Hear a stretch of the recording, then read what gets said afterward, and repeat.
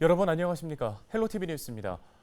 지난주 기상청이 예보한 것처럼 수도권 지역에 많은 비가 내리고 있습니다. 강한 소나기가 쏟아지는 곳도 있어 각별한 주의가 필요한데요.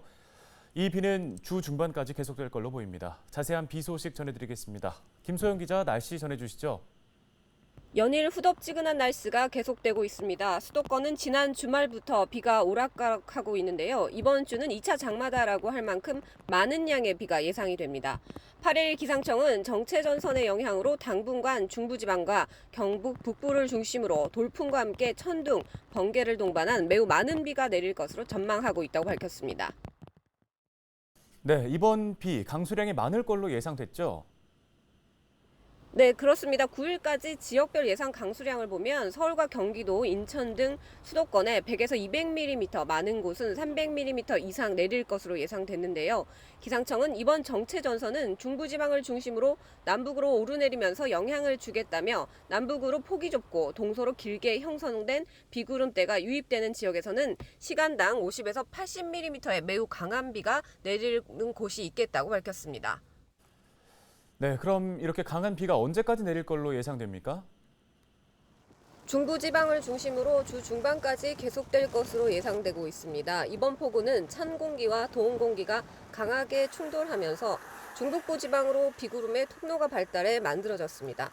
따라서 단시간에 강한 비가 집중되면서 산사태와 저지대 침수 등 호흡 피해가 발생할 가능성이 커 철저한 대비가 필요합니다. 특히 북한 지역에도 300mm 이상의 많은 비가 예고돼 댐 방류 시 임진강과 한탄강, 북한강 유역에서 하천 범람이 발생할 수 있습니다. 안전에 유의하시기 바랍니다. 네, 여기까지 듣겠습니다. 김소영 기자였습니다. 인천에서도 갑작스럽게 내린 폭우로 많은 침수 피해가 발생했습니다. 8일 낮 12시를 기해 인천 지역에는 호우 경보가 발령됐는데요. 부평구와 미추홀구의 일부 도로는 폭우로 물에 잠기기도 했습니다. 8일 오후 2시 30분까지 인천 소방본부에는 85건의 침수 피해가 접수됐는데요. 계양구의 상가 건물과 부평구 십정동의 주택들도 침수 피해를 입었습니다. 네, 최근에 비가 내리는 모습을 보면서 우리나라 날씨도 동남아처럼 변했다는 얘기를 하는 사람들 많습니다. 짧은 시간에 세차게 퍼붓는 집중호우가 늘었기 때문인데요. 실제로 기상청에 따르면 좁은 지역에 많은 양의 비가 한꺼번에 내리는 상황, 예년보다 크게 늘었다고 합니다.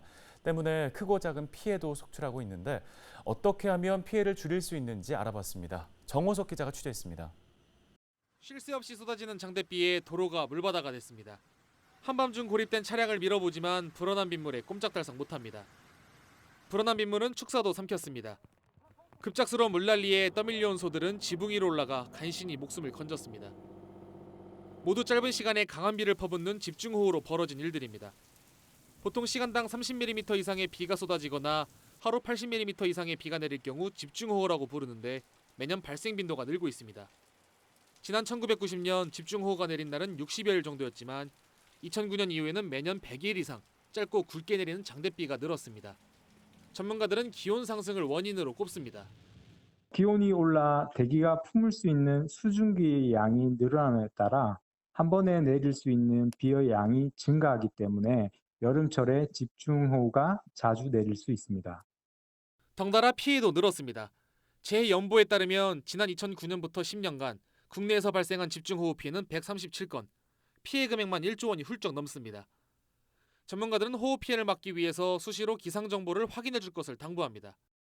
TV나 라디오로 기상 상황을 수시로 확인하고 침수가 우려되는 지역에서는 신속히 대피할 수 있도록 사전 준비를 해주시고 급작스럽게 많은 비가 내리는 만큼 장마철 사전 예방도 중요합니다. 비 예보가 있을 경우 저지대에 위치한 자동차는 사전에 높은 곳으로 이동하고 박고랑과 배수로를 점검하는 등 시설물 안전에 신경 써야 합니다. 또 가로등이나 고압전선, 맨홀 주변은 피하는 것이 좋습니다. 집중호우 예보가 발령이 되면은 다리 밑이나 지하층에 주차하는 것보다 지상 쪽으로 이동하여 주차해 주시면 될 것 같고요. 그리고 주택에 사시는 분들은 사전에 미리 배수로 점검을 통해서 집중호우 피해가 가지 않도록 해주시면 될 것 같습니다. 짧은 시간에 많은 비가 내리는 만큼 각 지자체별로 상하수도 용량을 개선하는 등 수방시설을 점검하는 것도 중요합니다. 특히 개인의 경우 집중호우 시 플라스틱과 나무 등 부유물을 조심하고 창틀과 간판, 구조물 등은 단단히 고정하는 것이 좋습니다. 사람들이 저기 알고 다치는 거하고 모르고 다치는 거는 충격이 차이가 많을 거라고 생각합니다. 물속에서 큰 나무 토막이나 이런 게 부딪히게 되면은 뭐 성인도 그렇지만 아동 같은 데는 큰 부상을 당할 수 있고 해서 항상 조심해야 된다라고 생각하고 있습니다. 기상이변과 맞물려 예측하기 힘든 집중호우. 피해 예방을 위해 철저한 사전 대비가 더욱 중요해지고 있습니다. 헬로티비 뉴스 정호석입니다. 다음 소식입니다. 고향 대곡과 부천 원종을 잇는 대곡 소사선은 당초 올해 상반기 부천 구간에 한해서 우선 개통이 예정돼 있었는데요. 아직까지 선개통 일자가 확정되지 못했습니다. 기다리는 주민들이 많을 텐데요. 부천 정지역구 서영석 국회의원 연결해서 대곡 소사선 추진 계획 자세하게 들어보겠습니다. 의원님 안녕하십니까? 네, 반갑습니다. 네, 이 대곡 소사선이 애초 계획대로라면 부천 구간이 지금 먼저 개통이 되고도 남았을 기간인 건데 수개월째 지연되고 있는 이유부터 좀 설명해 주실까요? 우선 지역 주민께 참 죄송합니다. 원래는 2022년 상반기 부분 개통을 추진하기로 하였던 건데요. 우선 이게 차량 도입을 하려면 이게 생산을 하고 그다음에 또 시험 운영을 하고 형식 승인 등의 절차를 거쳐야 합니다. 그런데 이제 원래 이게 2022년 2월 5일까지 차량을 납품 예정이었는데 이 차량 제작사가 제작 기간이 한 4개월 정도 지연이 됐어요. 그러다 보니까 이제 형식 승인 시험까지 늦어지게 된 이유가 하나가 있고요. 또 둘째는 원시에서 대구까지 가는 철도가 서해안선이 국가철도망이 되면서 원시 소사 구간은 신호체계가 도시철도 신호 시스템이고요.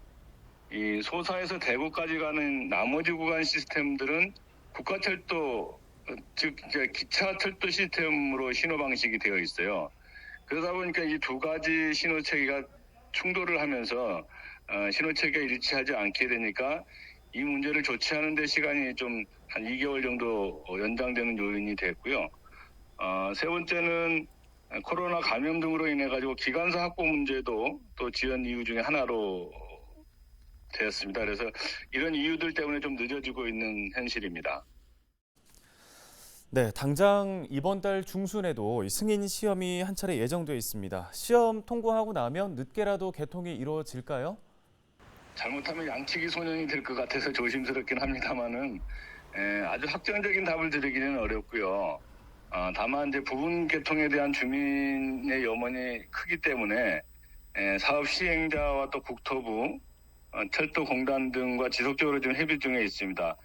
현재는 10개 편성 차량의 형식 승인 시험이 진행 중에 있고요. 그래서 8월 중순경 형식 승인 시험이 오류가 없이 끝나면은 10월 초 정도는 부분 개통을 할 수 있지 않을까 이렇게 목표로 하고 있습니다. 주민의 교통 편의 증진 못지않게 또 교통 안전 또한 중요하기 때문에 신속하면서도 철저하게 준비를 해서 최대한 연내 부분 개통이 차질 없이 이루어질 수 있도록 최선을 다하겠습니다. 네, 말씀하신 대로 일대 주민분들 많이 좀 기다리고 있습니다. 한 말씀 부탁드립니다. 내년 전체 개통을 위해서라도 이 부분 개통이 빨리 선행돼야 되기 때문에 최대한 노력을 하고 있다 이런 말씀을 드립니다. 다만 약속된 기한을 지키지 못한 것에 대해서는 좀 죄송스럽게 생각합니다. 네, 말씀 여기까지 듣겠습니다. 부천 정지역구 서영석 국회의원이었습니다.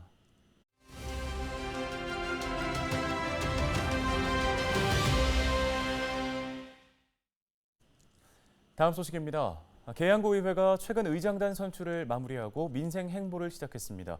조양희 의장이 계양구의회 9대 전반기 2년을 이끌게 됐는데요.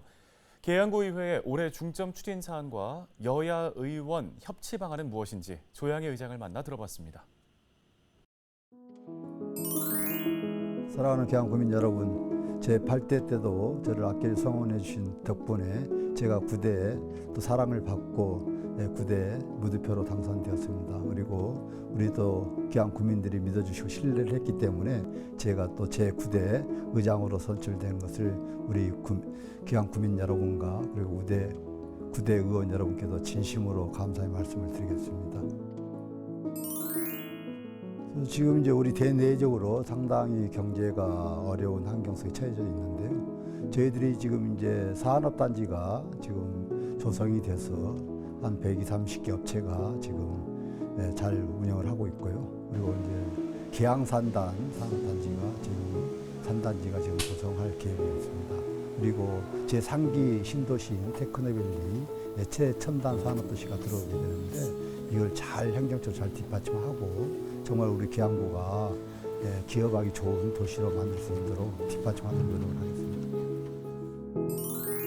진짜 이 지방자치라는 게 우리 계양 구민을 위해서 봉사하고 정말 우리 국민들의 목소리를 귀담아서 실천하는 의회인데 우리가 여야가 이 지방자치는 없애야 된다고 생각합니다.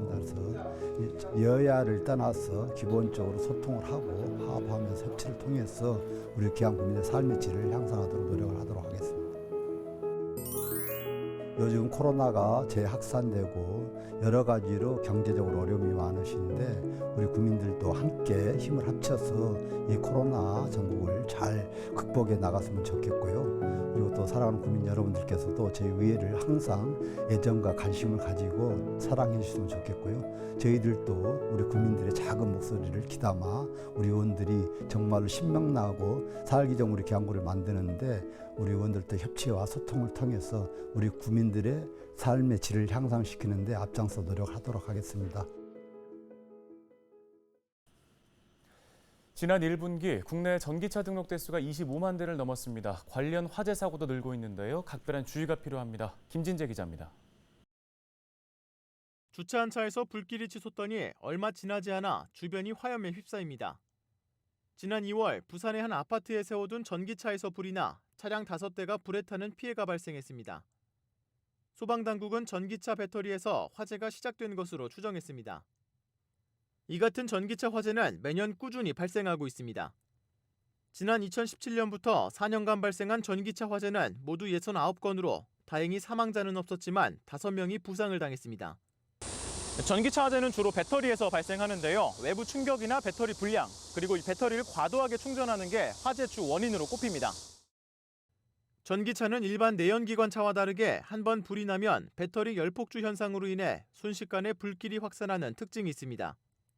특히 전기차 배터리는 차량 아랫부분에 설치돼 있어 불 끄기가 어렵습니다. 더구나 전기차에 사용되는 리튬이온 배터리는 물에 닿으면 불길이 더 강해지는 특성이 있어 내연기관 차량보다 진화 시간도 오래 걸립니다. 불이 난 전기차에 물을 뿌리는 소방관들. 차량 아랫부분에서는 여전히 불길이 살아있습니다. 불에 타지 않는 천으로 차량 전체를 덮어 공기를 차단합니다. 차량 아랫부분이 물에 잠길 수 있도록 수조를 설치하기도 합니다. 더 이상 열반응이 일어나지 않는 완진 상태까지 가는데 시간이 굉장히 많이 걸려요. 그래서 적게는 수시간, 많게는 하루 이틀 정도까지 계속되는 경우들이 있거든요. 화재 대응적인 측면에서 조금 더 이런 전기차의 특성에 맞는 진압 방법이나 대응 방법을 좀 갖춰야 될 필요성은 있다. 하지만 아직까지 뚜렷한 대책은 없는 상황. 전기차는 한번 불을 끄더라도 다시 불이 날 수 있기 때문에 운전자가 무리하게 자체 진화를 시도하기보다는 신속히 대피하는 게 중요합니다. 또 평상시 차량을 충전할 때는 정해진 시간을 넘어 배터리가 과도하게 충전되지 않도록 주의해야 합니다. 전기차 내부의 배터리는 충격에 약하기 때문에 외부로부터 강한 충격을 받지 않도록 운행에 주의를 기울이고 주기적인 차량 안전 관리를 통해 사고와 화재를 예방해야 합니다. 올해 1분기 기준 국내에 등록된 전기차는 25만 대를 넘어섰습니다. 전기차가 점차 보편화되면서 전기차 화재 예방과 대응에 대한 중요성도 커지고 있습니다. 헬로티비 뉴스 김진재입니다.